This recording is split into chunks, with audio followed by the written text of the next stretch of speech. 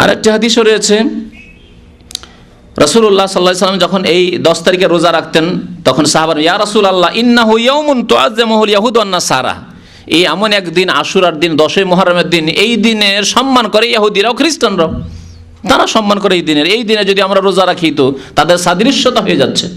নবী সাল্লাল্লাহু আলাইহি ওয়াসাল্লাম নিষেধ করেছেন তাদের বিজাতির কাফেরের সাদৃশ্যতা অবলম্বন করতে। ফাকালা রাসূলুল্লাহ সাল্লাল্লাহু আলাইহি ওয়াসাল্লাম, নবী কারীম সাল্লাল্লাহু আলাইহি ওয়াসাল্লাম বললেন, ফাইজা কানাল আমুল মুকবিল, আগামী বছর হলে ইনশাআল্লাহ, নবী কারীম সাল্লাল্লাহু আলাইহি ওয়াসাল্লাম কি বলছেন? ইনশাআল্লাহ। এটি হচ্ছে সুন্নাত।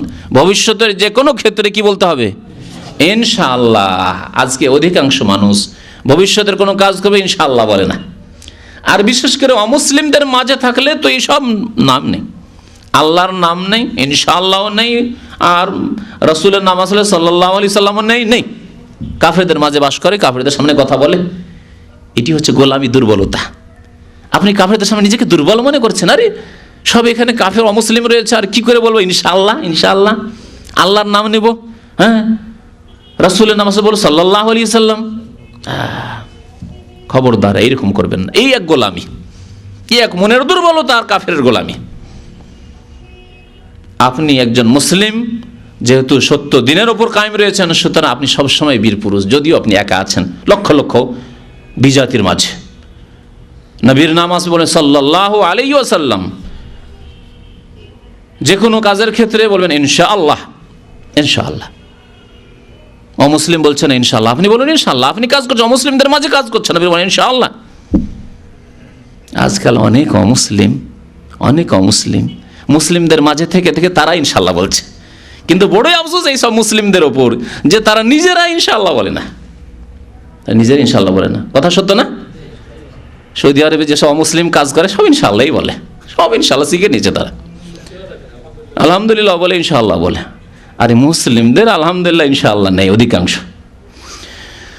তো নবী করিম সাল্লাল্লাহু আলাইহি ওয়াসাল্লাম কি বললেন? আগামী বছর হলে ইনশাআল্লাহ সুমনাল ইয়াউমাত তাসে, 9 তারিখও রোজা রাখবো। কিন্তু আগামী বছর আর 9 মুহররম নবী করিম সাল্লাল্লাহু আলাইহি ওয়াসাল্লামের সামনে আসলো না। মুহররমে রোজা রাখলেন, আশুরার সফর গেল, সফর মাসে অসুস্থ হয়ে পড়লেন নবী করিম সাল্লাল্লাহু আলাইহি ওয়াসাল্লাম, রবিউল আউয়াল মাসে তার ইন্তেকাল হয়ে গেল। তো বলছেন ফালাম ইয়াতিল আমুল মুকবিল হাত্তা তুফিয়া রাসূলুল্লাহ সাল্লাল্লাহু আলাইহি ওয়াসাল্লাম, আগামী বছর আসলো না, তার আগে নবী করিম সাল্লাল্লাহু আলাইহি ওয়াসাল্লামের ইন্তেকাল হয়ে গেল। তুফিয়া মানে ওফাত হয়ে গেল। তার নবীর ওফাত হয়েছে না হয়নি? কে বর্ণনা করছেন শুনবেন?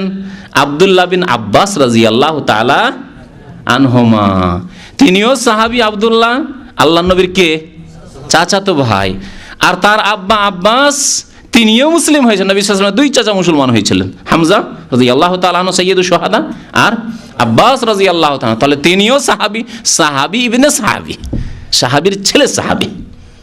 আর তিনি বলছেন তুফিয়া রাসূলুল্লাহ সাল্লাল্লাহু আলাইহি ওয়াসাল্লাম, নবী সাল্লাল্লাহু আলাইহি ওয়াসাল্লামের ওফাত হয়ে গেল।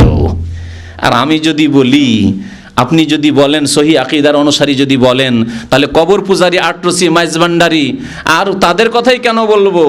যদি মাসিক মদিনাতেই কথা লিখে দেয় যে নবী সাল্লাল্লাহু আলাইহি ওয়াসাল্লামের ইন্তিকালই হয়নি, আমাদের মতোই জীবিত আছেন।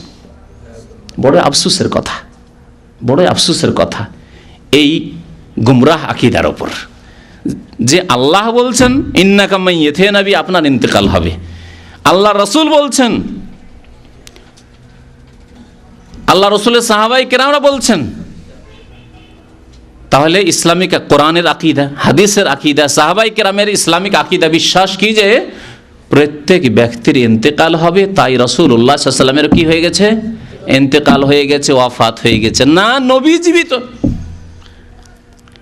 আরো বড় আফসোসের কথা, যেই কোরআনের তরজমাটি সৌদি আরবে ভুলবশত ছাপানো হয়েছে লক্ষ লক্ষ কপি, আর লক্ষ লক্ষ কপি এমবেসি দূতাবাস থেকে বিতরণ হয়েছে, সেই তফসিরে, এই খান সাহেবের তফসিরে মারিফুল কোরআনে, তাতে সূরা আহজাবের তফসিরে লিখছেন খান সাহেব, যেহেতু নবী করিম সাল্লাল্লাহু আলাইহি সাল্লাম জীবিত, সেই জন্য তার বিবিগণ উম্মতের উপর হারাম। আর যাবেন কোথায়? কার কাছ থেকে শিখবেন? বাংলাদেশে গিয়ে কার কাছে শিখবেন আপনি? তাহলে তদন্ত করে শিখতে হবে, তদন্ত করে শিখতে হবে যে কার কাছে গেলে জান্নাতের রাস্তা দেখাবে, ইসলামের রাস্তা দেখাবে, নবীর রাস্তা দেখাবে। এ তো মারিফুল কোরআনের মতো তাফসীর, ঐতিহাসিক তাফসীর। আর তখন অখণ্ড পূর্ব পাকিস্তান, পশ্চিম পাকিস্তান, অখণ্ড পাকিস্তান, দুই পাকিস্তান, সেই পাকিস্তানের রেডিও বেতার থেকে প্রচার করা হয়েছে এই তাফসির। জি, আর তারপরে এই তাফসির প্রচার করার পরে গোটাটা এইভাবে প্রচার হয়ে কত লক্ষ লক্ষ লোক গুমরাহ হয়ে এই অবস্থায় মরে গেছে যে যেহেতু নবী সাল্লাল্লাহু আলাইহি ওয়াসাল্লাম জীবিত সেই জন্য তার বিবিগণ হারাম। তাহলে আল্লাহ নবীর সম্মান করা হইল না মানহানি করা হইল? অনেকে কথাটা বুঝতে পারেনি, কিন্তু যারা বুঝেছেন হয়তো বুঝেই জবাব দিয়েছেন। যদি বলেন যে নবী সাল্লাল্লাহু আলাইহি ওয়াসাল্লাম যেহেতু জীবিত সেই জন্য তার বিবিগণ উম্মতের উপর হারাম, তাহলে তার মানহানি করা হলো।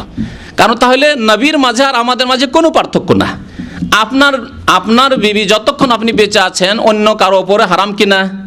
হারাম। যতক্ষণ পর্যন্ত আপনি তালাক দেননি অথবা আপনি মারা যাননি অন্য লোকের বিয়ে করা জায়েজ হারাম। আল্লাহ পঞ্চম পারার প্রথম আয়াত, পঞ্চম পারার প্রথম আয়াত আল্লাহ বলছেন ওয়াল মুহসানাতু মিনান নিসাই, বিবাহিতা মহিলারা তাদেরকে আল্লাহ কি করেছেন? হারাম করেছে। 14টি যে হারাম, 14 প্রকারের মহিলাদেরকে হারাম করা হয়েছে। আল্লাহ বলছেন তার মধ্যে এক হচ্ছে ওয়াল মুহসানাতু মিনান নিসাই।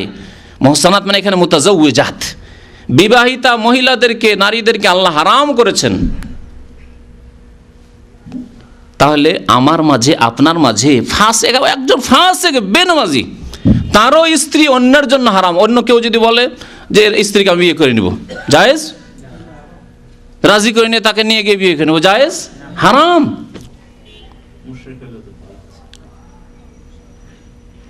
তাহলে আল্লাহর নবীর মাঝে আর ফাসেক, ফাজের, বেদিন, বেনামাজি, মুশরিকের মাঝে কোনো পার্থক্য থাকলো?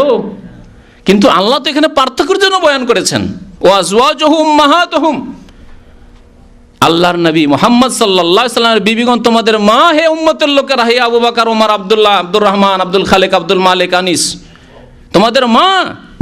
ওয়া আজওয়াজুহু উম্মাহাতুহুম, তোমাদের মা যেমন তোমাদের ওপর হারাম চিরকালের জন্য, কোনো দিন হালাল হবে না, ঠিক তেমনই নবী করিম সাল্লাল্লাহু আলাইহি সাল্লামের আজওয়াজ মুতাহহারাত রাদিয়াল্লাহু তাআলা আনহুন্না আজমাইন সবাই হারাম তোমাদের উপর চিরকালের জন্য। আল্লাহ সম্মান দিতে চেয়েছেন, আর এরা মানহানি করলো না এই তাফসীর করে। চিন্তা করুন তাহলে সূরা আহজাবে এই আয়াত, যে আয়াত পড়লাম ওয়াজওয়াজ উম্মাহাত, এই আয়াতের তাফসীরে খান সাহেব তাই লিখছেন। আল্লাহ হিদায়াত করে এদেরকে। বলুন আমিন, বলুন না কেন? বখিলি কেন করছেন? আল্লাহ হিদায়াত করলে আমাদের কি অসুবিধা আছে? আল্লাহ এই বিদাতীদেরকে যদি হিদায়াত করে দেয় তাহলে ইসলামের অনেক খেদমত হবে। হয়তো এরা বাতিলের খেদমত করছে, এরা সহি আকীদার খেদমত করবে, সঠিক জিনিসের খেদমত করবে। তাহলে বলুন আমাদের দেশের অধিকাংশ মুসলিম নামাজ পড়লেও তাদের আকীদা যে হায়াতুন নবী, হায়াতুন নবী, নবী জীবিত, নবী জীবিত। কত বড় গুমরাহি, কত বড় গুমরাহি। কি বলতে বলতে এতদূর পৌঁছিলাম। নবী করিম সাল্লাল্লাহু আলাইহি সাল্লাম তুফিয়া রাসূলুল্লাহ সাল্লাল্লাহু আলাইহি সাল্লাম, কে বলছেন? আব্দুল্লাহ বিন আব্বাস রাদিয়াল্লাহু তাআলা আনহুমা। সাহাবায়ে কেরামের আকীদা সহি আকীদা না খান সাহেবের আকীদা সহি আকীদা? আপনাদের বিচার করতে বলছি। চিন্তা করুন তাহলে। কেন আমাদের দেশের লোকেরা, ইন্ডিয়া, বাংলাদেশ, পাকিস্তানের লোকেরা যখন এরকম কথা বলে, এত বড় আলেম, তিনি এত বড় আলেম, এত বড় তাফসীর করেছেন, আর এত বড় একটা পত্রিকা যা লক্ষ লক্ষ লোকেরা বাংলাদেশে পড়ে, তিনি কি ভুল বলবেন? তো বলুন আব্দুল্লাহ বিন আব্বাস কি ভুল বলবেন? আপনি যদি খান সাহেবকে পেশ করেন, তা আমি তো রাসূলুল্লাহর সাহাবী পেশ করছি, নবী করিম সাল্লাল্লাহু আলাইহি ওয়াসাল্লাম আপন চাচাতো ভাই পেশ করছি। কোনটা নেবেন আপনি বলুন দেখি? আল্লাহ যেন আমাদেরকে হিদায়াত দান করেন, সমতি দান করেন, ভালো কথা, হক কথা বুঝার যেন তৌফিক দান করেন। জি, মুসলিম শরীফের হাদিস, সহিহ মুসলিমের হাদিস।